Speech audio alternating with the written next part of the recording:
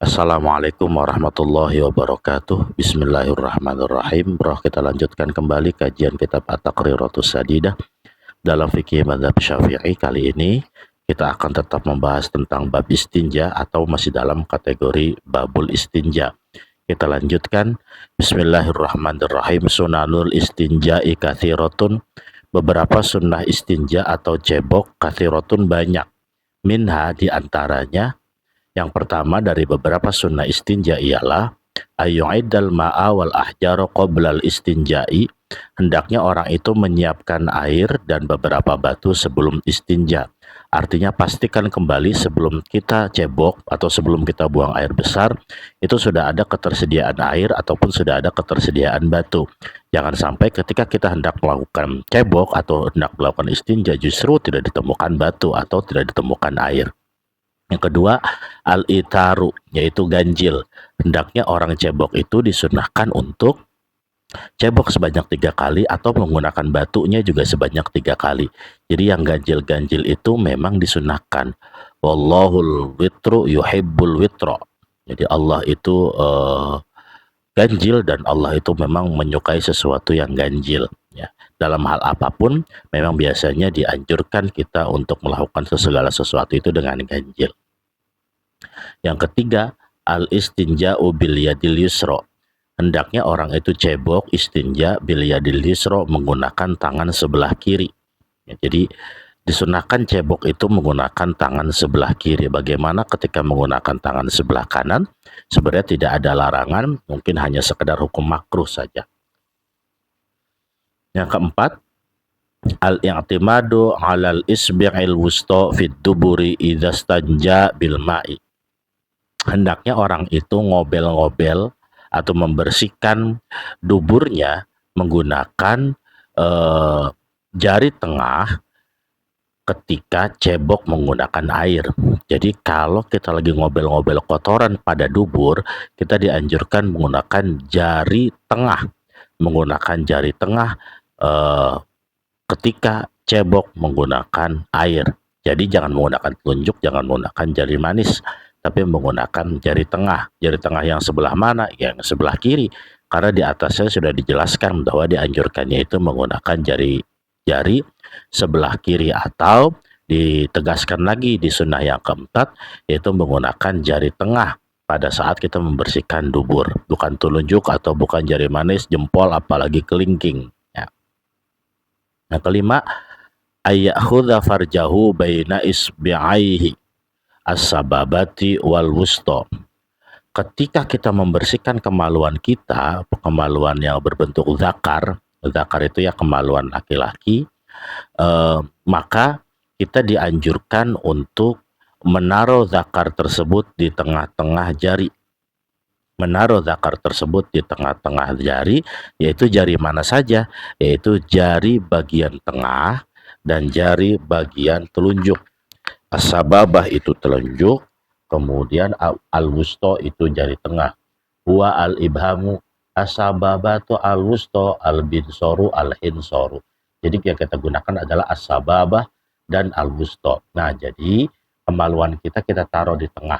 Nah, ditaruh tengah, ini tangan kiri, ini kemaluan kita. Nah, ketika cebok itu, murut-murut kemaluan itu pakainya seperti ini nih. Ya, dipurut kemaluannya 3 kali disunahkannya. Jadi jangan begini.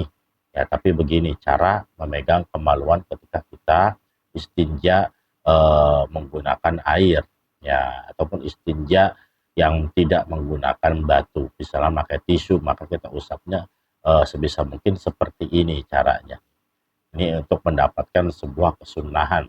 Jadi bukan begini, apalagi begini. Ya, jadi taruhnya begini, as-sababatu wal wusta, as-sababah wal wusta. Kita lanjutkan. Taqdimul ma'i lil qubuli likai la tatanajjasa yaduhu asna'a tanqaihi ad-dubura.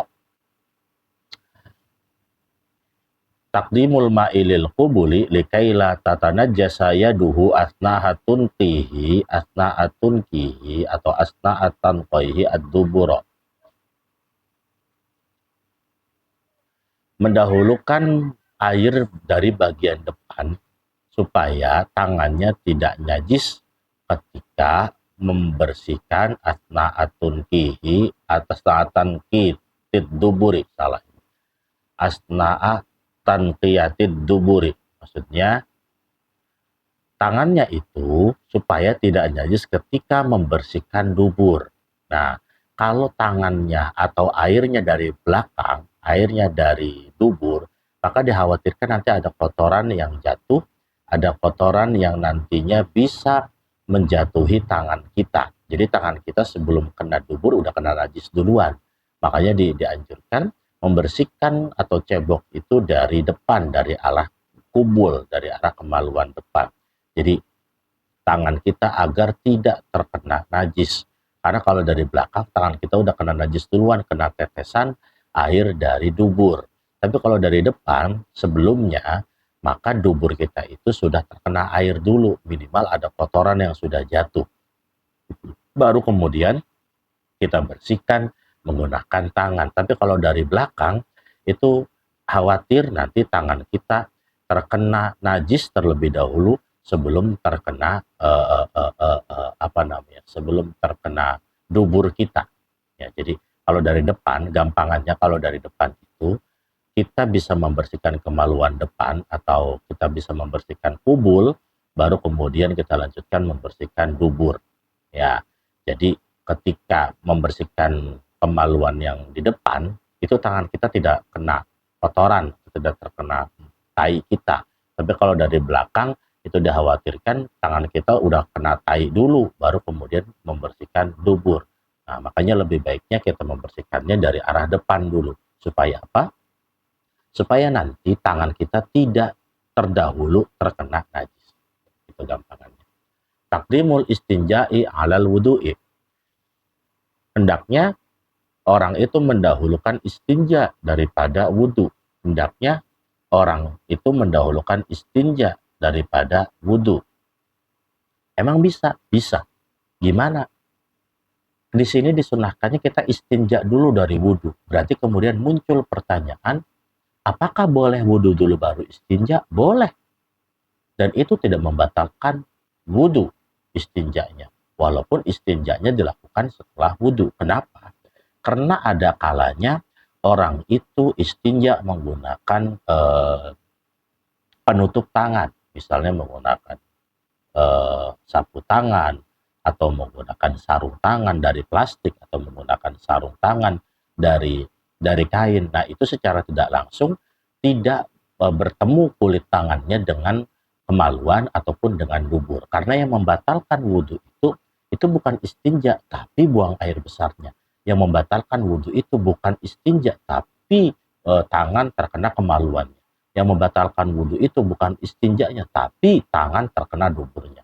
Jadi sekalipun seperti itu, kita tetap disunahkan untuk melakukan istinja dulu, baru kemudian dilanjutkan dengan berwudhu.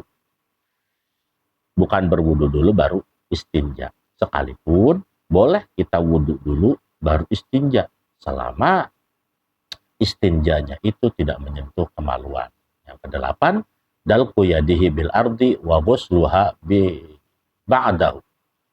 Yang kedelapan yaitu setelah kita kemudian cebok, maka kita dianjurkan untuk ngusak-ngusak tangan kita di bumi, ngelap-ngelap tangan kita di bumi, di tanah. Wa ghusluha ba'dahu, habis itu baru kemudian cuci tangan. Mungkin ini sunnah yang kedelapan ini terjadi di daerah-daerah yang memang berlantaikan tanah atau berlantaikan pasir atau berlantaikannya bumi langsung, tidak semen, tidak tidak keramik dan sejenisnya. Jadi dianjurkan ketika selesai cebok kita ngusap-ngusap tangan dulu ke bumi, baru kemudian membasuhnya dengan air. Itu demi kebersihan tangan, karena kan bumi atau tanah itu cenderung lebih kasar, jadi bisa membersihkan tangan dulu dari kotoran sebelum kemudian tangan kita bilasin menggunakan air. Yang kesembilan, nadhu farjihi wa izarihi bil ma'i. Setelah kemudian melakukan istinja, kita disunahkan untuk memercikkan air kepada farji kita, wa izarihi, dan kepada sarung kita bil ma'i, menggunakan air. Jadi hendaknya kalau habis cebok itu jangan langsung berdiri, tapi kita percikkan dulu air kita, dicipratin, ciprat-ciprat-ciprat ke farji dan diciprat-ciprat ke sarung. Nah itu sebagai ikhtiar kita, khawatir ada cipratan-cipratan air yang tidak kita ketahui. Ya, itu anjurannya seperti itu. Yang ke-10, ayatiya biddu'a il ma'thuri ba'dahu. Orang itu hendaknya untuk mendatangkan doa, artinya membaca doa al-ma'thuri, doa ma'thur, ba'dahu setelah melakukan istinja. Doanya apa? Allahumma tahhir qalbi minan nifaqi wa hassin farji minal fawahishi. Jadi baca doanya Allahumma tahhir qalbi minan nifaqi wa hassin farji minal fawahishi. Nah, ini doa yang kita kita baca ketika kita selesai melakukan istinja. Bacanya Allahumma tahhir qalbi minan nifaqi wa hassin farji minal fawahishi. Nah, itulah 10 sunnah-sunnah istinja, walaupun masih banyak sekali sunnah-sunnah istinja yang tidak dituturkan dalam kitab ini. Artinya di kitab-kitab yang panjang keterangannya itu bisa jadi lebih dari 10 kesunahannya. Jadi ketika kita sudah bisa mengamalkan ini, berarti secara tidak langsung kita sudah bisa mengamalkan sunnah-sunnah yang dianjurkan ketika kita melakukan istinja.